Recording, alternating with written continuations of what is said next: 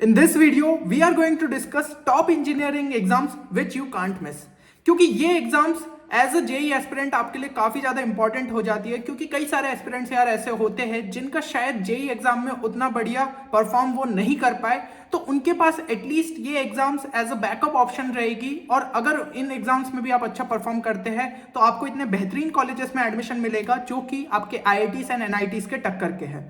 तो यहां पे जो आपकी सबसे पहली एग्जाम हो जाती है that is your BITSAT exam.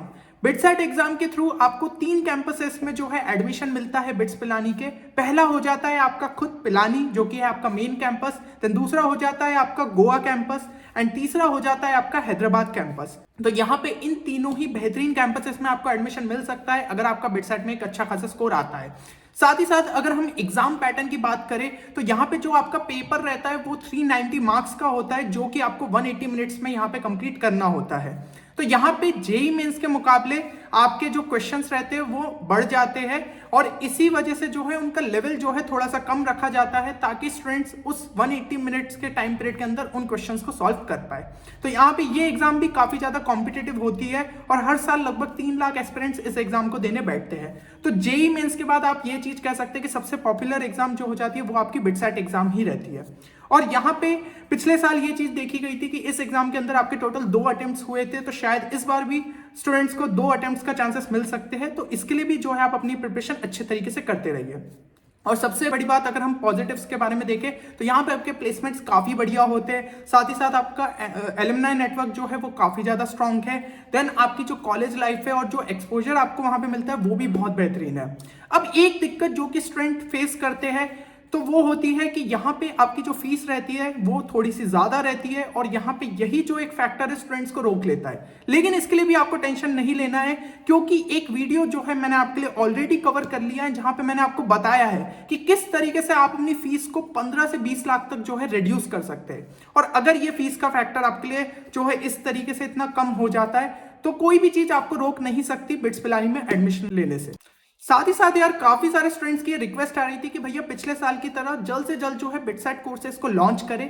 तो हमारे जो कोर्सेज है और कुछ पैकेजेस है वो ऑलरेडी हमारी वेबसाइट 10qchallenge.in पे अवेलेबल करा दिए गए हैं, तो आप तुरंत ही जाके उसे चेक कर सकते हैं। स्क्रीन पे आपको जो है एनरोलमेंट का प्रोसीजर भी मिल जाएगा, तो उसको फॉलो करके आप उसे देख सकते हैं। साथ ही साथ यहाँ पे आपको एक नंबर और ईमेल आईडी भी प्रोवाइड कर रही है, तो अगर कोर्स से रिलेटेड कोई भी आपको क्वेरी रहती है तो आप जो है इसके थ्रू कॉन्टेक्ट कर सकते हैं। अब अगर हम जो है सेकंड एग्जाम की बात करें तो सेकंड एग्जाम जो है वो हो जाती है आपकी WBJE की एग्जाम। WBJE की एग्जाम के थ्रू जो कि मतलब वैसे तो आपको वेस्ट बंगाल के काफी सारे कॉलेजेस में एडमिशन मिल सकता है, लेकिन जो आपका सबसे मोस्ट पॉपुलर जो कॉलेज होता है दैट इज जादवपुर यूनिवर्सिटी। यहाँ पे जादवपुर यूनिवर्सिटी का इतना फेमस होने का क्या रीजन है, क्योंकि यहाँ की फीस काफी कम होती है और प्लेसमेंट्स बहुत ही बढ़िया, यानी कि आपका रिटर्न ऑन इन्वेस्टमेंट काफी बढ़िया हो जाता है। इसलिए ज्यादातर स्टूडेंट्स चाहते हैं कि उनको यार जादवपुर यूनिवर्सिटी में अगर एडमिशन मिल जाता है तो बहुत ही बढ़िया है। लेकिन यहाँ पे एक छोटी सी दिक्कत आ जाती है, छोटी सी भी क्या मतलब ये एक मेजर दिक्कत हो जाती है कि काफी सारे स्टूडेंट्स यहाँ पे रिजर्वेशन के कारण जो है एडमिशन नहीं पा पाते, क्योंकि आपके जो मतलब स्टेट कोटा रहता है उसके हिसाब से 90% जो आपकी सीट्स रहती है वो वेस्ट बंगाल स्टेट के ही स्टूडेंट्स के लिए रिजर्व रहती है। तो यहाँ पे यार इससे रिलेटेड भी एक वीडियो जो है मैं बहुत जल्द आपके लिए लाने वाला हूं कि क्या जो दूसरे स्टेट के एस्पिरेंट्स रहते हैं उन्हें WBJE एग्जाम देना चाहिए या फिर नहीं। तो अभी तो वैसे एग्जाम की डेट्स आई नहीं है तो आपको ज्यादा चिंता लेने की जरूरत नहीं है, लेकिन अगर वो वीडियो आप देख लोगे तो आपको सारी चीजें क्लियर हो जाएगी और उसके बाद आप डिसाइड कर पाएंगे कि आपको ये एग्जाम देनी चाहिए या फिर नहीं। देन अगर हम जो है इसके एग्जाम पैटर्न की बात करें तो ये जो एग्जाम होती है आपकी 200 मार्क्स की रहती है और आपका 4 घंटे का पेपर रहता है। एंड इसके बीच में मतलब ये जो आपके 4 घंटे रहते हैं तो इसके अंदर जो है 1 घंटे का आपका बीच में ब्रेक रहता है, तो टोटल जो एग्जाम ड्यूरेशन हो जाता है वो 5 घंटे का रहता है, जिसके अंदर आपके 2-2 घंटे के 2 पेपर रहते हैं और 1 घंटे का बीच में ब्रेक रहता है। और मोस्टली जो है इसकी डेट रहेगी वो अप्रैल में जो है एग्जाम को कंडक्ट कराया जाएगा। देन नेक्स्ट जो आपकी इंपॉर्टेंट एग्जाम है दैट इज UGEE। तो UGEE भी जो है बहुत ज्यादा इंपॉर्टेंट एग्जाम हो जाती है, ठीक है। अब यहाँ पे आप जैसा कि जानते हैं कि आपको जेई मेंस के थ्रू जो है IIIT हैदराबाद में एडमिशन मिल जाता है, लेकिन UGEE भी जो है आपको मौका देता है कि आप IIIT हैदराबाद में जो है एडमिशन पा पाए।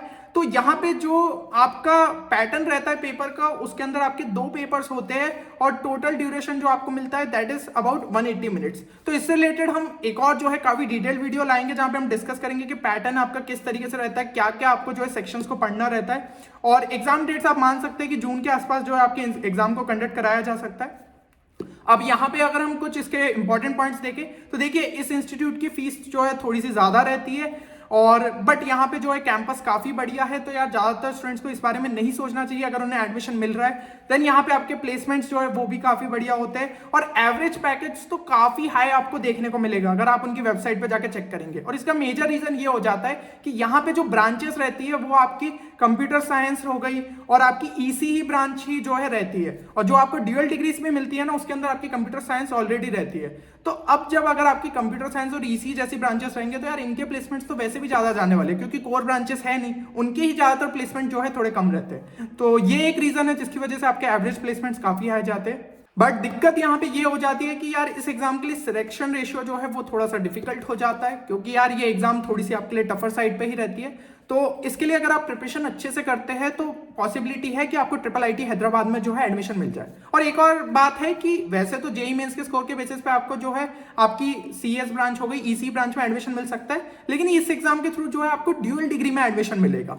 वैसे तो ये चीज मैं ऑलरेडी वैसे पहले क्लियर कर चुका हूं कि ड्यूअल डिग्री में आपकी बीटेक सीएसई तो रहेगी, तो वो चीज जो है आपके लिए काफी इंपॉर्टेंट हो गई।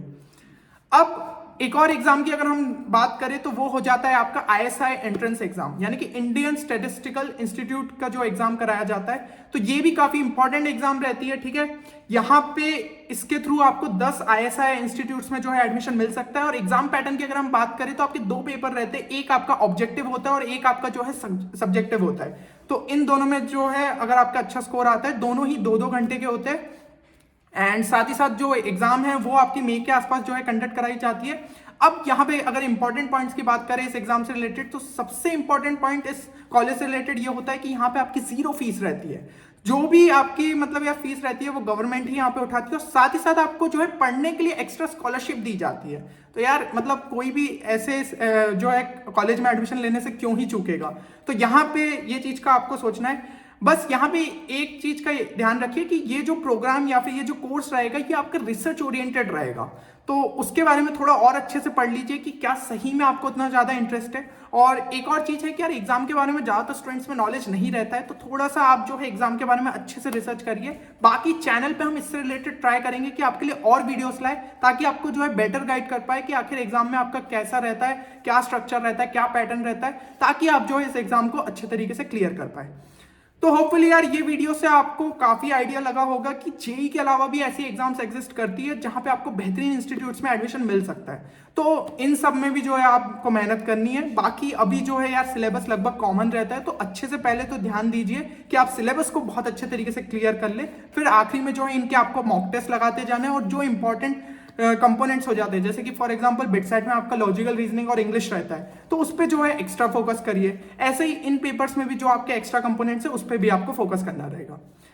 तो चलिए मिलते हैं अगले वीडियो में, तब तक के लिए take care and good bye.